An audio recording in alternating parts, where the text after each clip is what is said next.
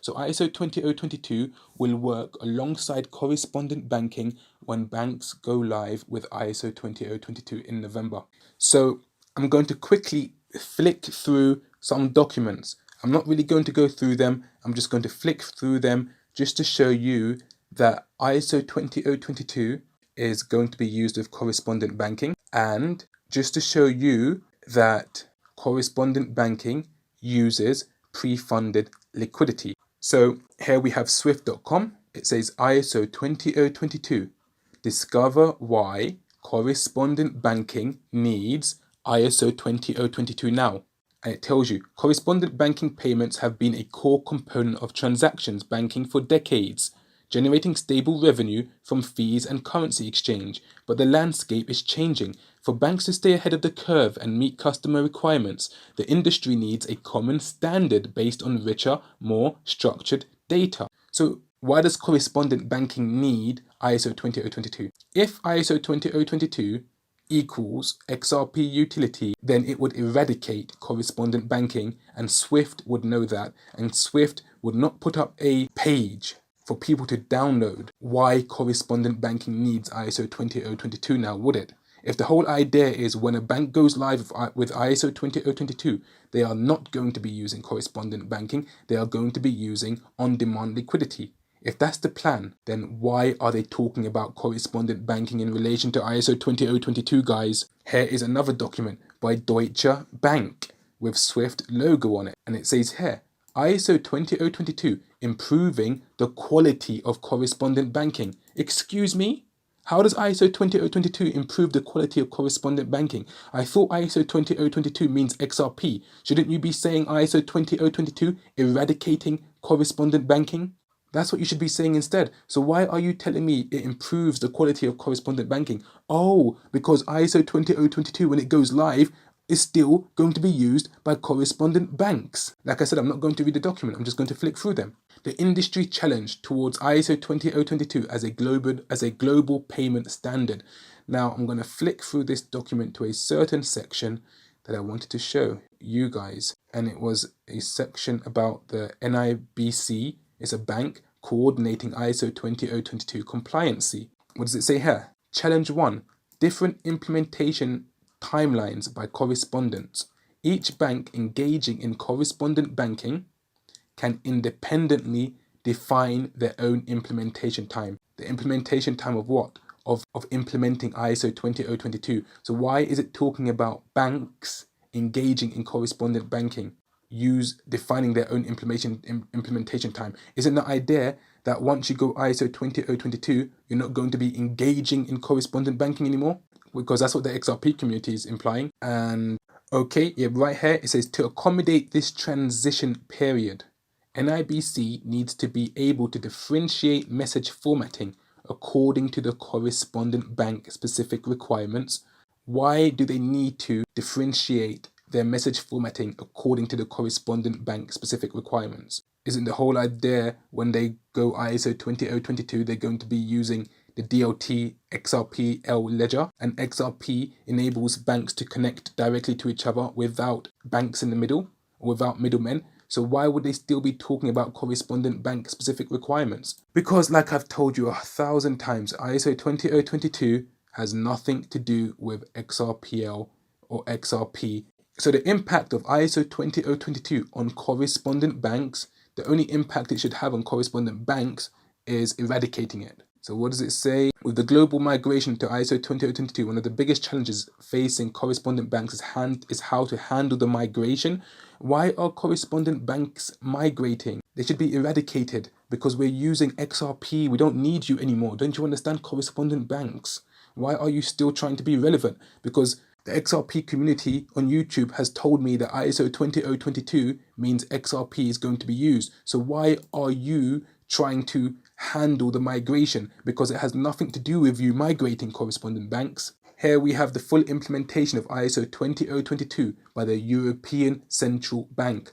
The Target 2 system is run by the European Central Bank. What does it say in this document in the overview? How will Swift's transaction manager support correspondent banks until they have migrated to ISO 20022? Why is Swift Transaction Manager supporting correspondent banks for? Because ISO 20022 means XRPL. So why are you supporting a old system when we are moving to XRPL when ISO 20022 goes live? So why are you lying to us and telling us you're supporting correspondent banks? Oh, I get it. You're lying to us because you don't want us to know what you're doing. You're really going to switch it up in the end. So you're telling us you're going to be using correspondent banks, but come November, at the last hour, I get it, at the last hour, regs are going to be put into place. ISO 20022 is going to go live, and XRP is going to be used, and XRP is going to be 5 digits. And you're not really going to be using correspondent banks. You're just tricking us. But then the XRP community is already aware of this trick. They've already decoded your lies. So you thought you would trick us, but we are already onto you, ain't we, XRP community? You see how stupid that sounds? I'm sorry, but I'm trolling at the same time while I'm making this video because the stupidity is ridiculous at this stage. It's clear that correspondent banks are actually going to be used and not the XRP ledger when ISO 20022 goes live. Here's another document. Finestra. Is your firm prepared for ISO 20022 for Swift correspondent banking? And then here's this paper. Global Networks of Money and Information at the Crossroads. Correspondent Banking and Swift. This was published on 17th of October 2022. And the reason why this document is here is because I want to show you how correspondent banking works. So the flow of funds is concentrated in large banks. Large banks settle the payments between each other across borders by debiting and crediting their correspondent accounts. You see, correspondent banking works by a pre-funded liquidity status in the destination accounts. And once the message is received, all that happens on the settlement layer between the banks is a debiting and crediting of their correspondent accounts. Where does the liquidity come from? These accounts are pre-funded in anticipation, in advance. So liquidity is tied up of making payments. So let me understand how this works then. Before a bank could make a payment, they have to pre-fund the destination accounts. Okay, so the message is sent first, and then the accounts are already pre-funded. And once the message is sent, the only thing that happens in the pre-funded accounts is just a debiting and crediting of the correspondent bank accounts. And how long does it take to debit and credit balances on the bank's ledger? Instantaneously. So ISO 20022 can still enable fast, instantaneous payments via correspondent banking, despite them using pre-funded liquidity. Yes, it can. Because ISO 20022, as I've shown you through all of these documents, enhances and improves the payments between correspondent banks, because it enhances and improves the messaging between the banks, and with improved messaging, faster messaging, it leads to faster payments because the money is already in their accounts to begin with. It's pre-funded in their accounts. How hard is this to understand?